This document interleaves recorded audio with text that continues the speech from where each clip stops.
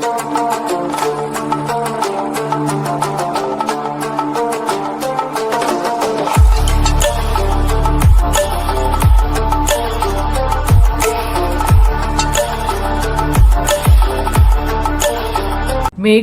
ભેમાપુરાના પગે ફળિયાથી 2 કિલોમીટરનો માર્ગ કીચડવાળો હોવાથી આમ જનતા, વિદ્યાર્થીઓ અને વાહન ચાલકોને અવરજવર કરવા માટે પારાવાર મુશ્કેલીનો સામનો કરવો પડે છે। 2 કિલોમીટર રોડ પાકો બને એવી લોકો દ્વારા માંગ કરવામાં આવી। કોઈ પણ ગામ હોય કે શહેર હોય, દરેક માટે લાઇટ, પાણી અને રસ્તો આ 3 પાયાની સુવિધા ખાસ જરૂરી છે।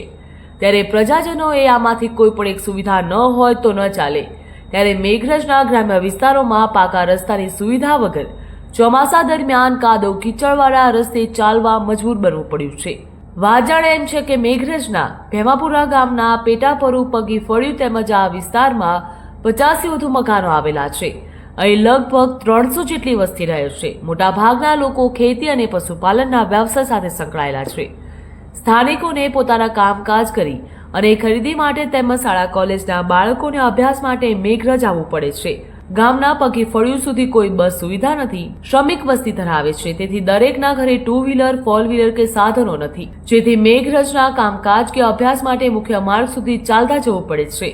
લગભગ 2 કિલોમીટર ચાલતા જાય ત્યારે મુખ્ય માર્ગ આવે, ત્યાં સુધી પહોંચવા માટે આ 2 કિલોમીટરનો રસ્તો કાચો છે। સામાન્ય દિવસોમાં તો ચાલતા જતા હોય છે, પણ જો ચોમાસામાં વરસાદી પાણીના કારણે આ રસ્તો કાદવ કીચડથી ખદબદતો હોય છે, જેથી ચોમાસામાં અવરજવર કરવા માટે મુશ્કેલીનો સામનો કરવાનો વારો આવે છે। વિદ્યાર્થીઓ કીચડમાં ચાલી શકતા નથી। ઘણીવાર સમયસર મુખ્ય માર્ગ સુધી ન પહોંચવાના કારણે અભ્યાસથી વંચિત રહેવું પડે છે।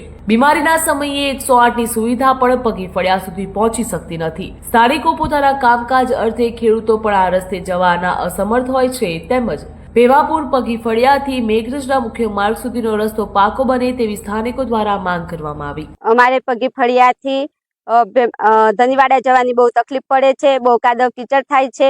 અમારે કોઈ બીમાર હોય કે કોઈ ઢોર બીમાર હોય કે કોઈની ડિલિવરી હોય તો જલ્દી કોઈ 108 પર નથી આવી શકતી। કોઈ ઢોર માટે વેટેનરી વાળા નથી આવી શકતા।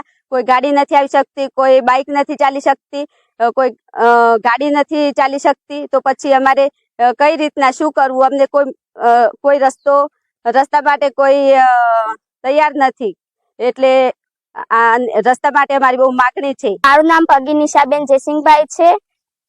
મારું ગામ ભેમાપુર છે। પગી ફળિયાથી રોડ સુધી જવા માટે અમારે 2 થી 2.5 કિલોમીટરનો રસ્તો બધો ખરાબ છે અને અમારા અભ્યાસ માટે પણ બહુ તકલીફ પડે છે। અમારે સ્કૂલમાં જવાનું મોડું થઈ જાય છે અને બસ પણ ચૂકી જવાય છે। મારું નામ જયેશભાઈ નારાયણભાઈ છે। હું ગામ ભેમાપુરમાં રહું છું, પગી ફળિયા। અમારે 2-2.5 કિલોમીટરનો રસ્તો મુખ્ય રોડ જવા માટે કાદવ કીચડવાળા રસ્તા પર જવું પડે છે। અમારે ભણવું ખરું, પણ કઈ રીતે ભણવું? અમુક ટાઈમે તો બસ પણ ચૂકી જવાય છે ને રસ્તામાં કાદવ કીચડમાં પડાય અને ડ્રેસ બગડે, એટલા માટે શિક્ષકો પણ અમને સ્કૂલમાંથી કાઢી મૂકે છે। અમારે માંગ રસ્તાની છે।